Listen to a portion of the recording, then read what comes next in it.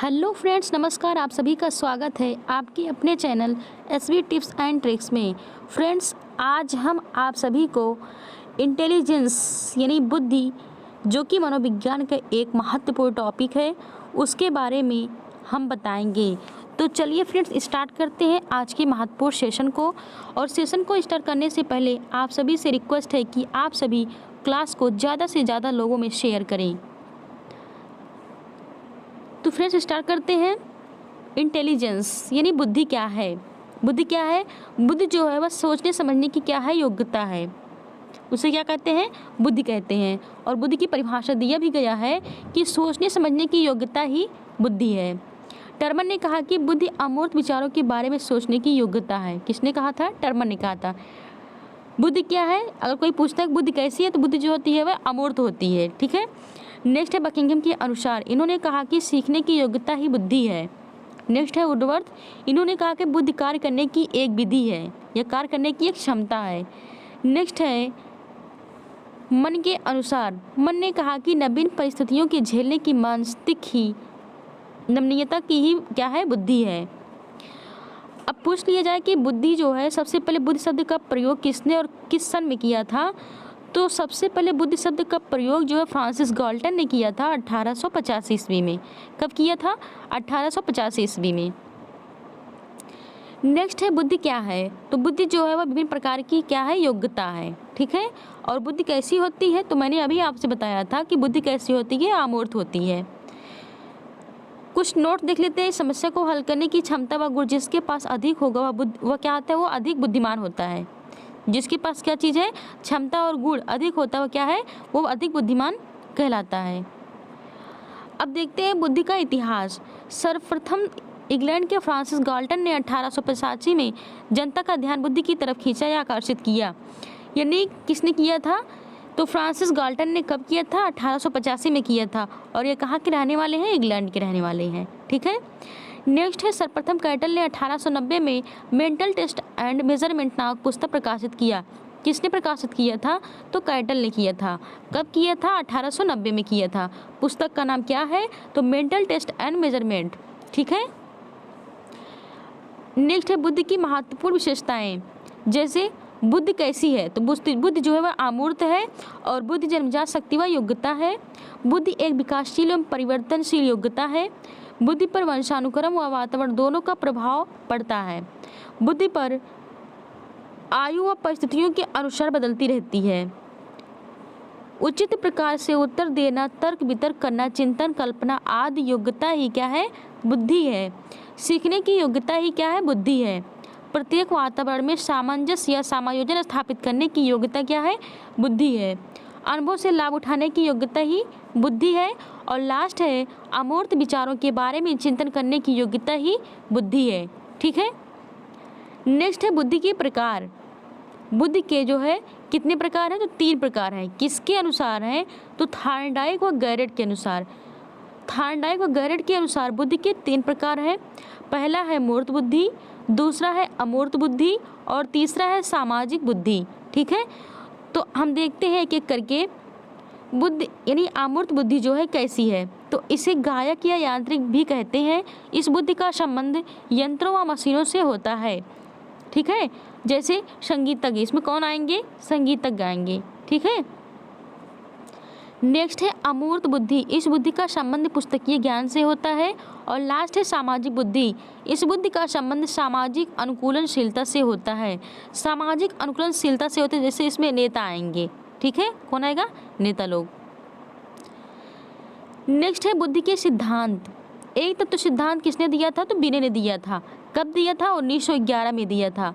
और बिने का पूरा नाम क्या है? तो अल्फ्रेड बिने। अल्फ्रेड बिने। इस सिद्धांत को कैसा सिद्धांत कहा जाता है? तो इस सिद्धांत को निरंकुशवादी सिद्धांत भी कहा जाता है। क्या कहा जाता है? निरंकुशवादी सिद्धांत। नेक्स्ट है द्वितत्व का सिद्धांत के प्रवर्तक कौन हैं? तो द्वितत्व सिद्धांत के प्रवर्तक हैं स्पीयरमैन। इन्होंने कब दिया था? तो 1904 में दिया था। और ये ब्रिटेन के रहने वाले हैं। ठीक है। इन्होंने बुद्धि के 2 तत्व बताए थे, yes factor and ji factor. तो यस फैक्टर जी फैक्टर, ठीक। जैसे समान तत्व और विशिष्ट तत्व, समान तत्व जो होता है ये जन्मजात होता है और जो विशिष्ट तत्व होता है ये अर्जित किया जाता है, ये दूसरों से ग्रहण किया जाता है, ठीक है। बाद में स्पीयरमैन एक और तत्व समूह जोड़ दिया और सिद्धांत कहलाया। कौन सा सिद्धांत कहलाया? त्रितत्व का सिद्धांत। अगर कोई पूछता है कि त्रितत्व का सिद्धांत किसने दिया था, तो स्पीयरमैन ने दिया था। यानी त्रितत्व का सिद्धांत और द्वितत्व का सिद्धांत स्पीयरमैन ने दिया था, और एक तत्व का सिद्धांत किसने दिया था? तो थार्नडाइक ने दिया था, यानी बीने ने दिया था, ठीक है। ज़्यादा महत्व इसमें बीने का ही है। नेक्स्ट है बहुतत्व सिद्धांत। इसके प्रवर्तक कौन है? तो थार्नडाइक है। थार्नडाइक के अनुसार व्यक्ति जितनी भी मानसिक क्रियाएं करता है उतने तत्व बुद्धि के अंतर्गत पाए जाते हैं। थार्नडाइक ने अपने सिद्धांत की तुलना बालों के ढेर से करते हुए ऊंचाई, चौड़ाई, क्षेत्र व गति की चर्चा की है। इस आधार पर यह सिद्धांत कहलाया। कौन सा सिद्धांत? बहुतत्व का सिद्धांत। बालू का सिद्धांत यानी मात्रा का सिद्धांत प्रमाणवादी सिद्धांत कहलाया। बालू के सिद्धांत को प्रमाणवादी सिद्धांत भी कहा जाता है। नेक्स्ट है समूह तत्व का सिद्धांत। इसके प्रवर्तक कौन है? थर्स्टन है। और किस सन में दिए थे? तो 1938 में दिए थे। कब दिए थे? 1938। और इनके पुस्तक का नाम है प्राइमरी मेंटल एबिलिटी, यानी प्राथमिक मानसिक योग्यता। इनमें कुल कितने तत्व हैं? 13 तत्व हैं, जिसमें से 7 तत्व जो है वो प्रमुख तत्व हैं। 13 तत्वों में 7 तत्व जो है वो प्रमुख हैं, ठीक है। आगे देखते हैं अन्य सिद्धांत, जैसे है त्रिचापित सिद्धांत। किसने दिया था? स्टनबर्ग ने दिया था। तरल ठोस बुद्धि का सिद्धांत किसने दिया था? कैटल ने दिया था। विकासात्मक सिद्धांत किसने दिया था? जीन पियाजे ने दिया था।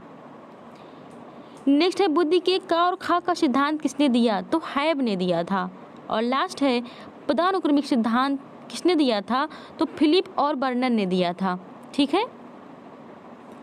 आगे देखते हैं बुद्धिलब्धि। बुद्धिलब्धि यानी IQ। तो बुद्धिलब्धि का सूत्र होता है MA/CA।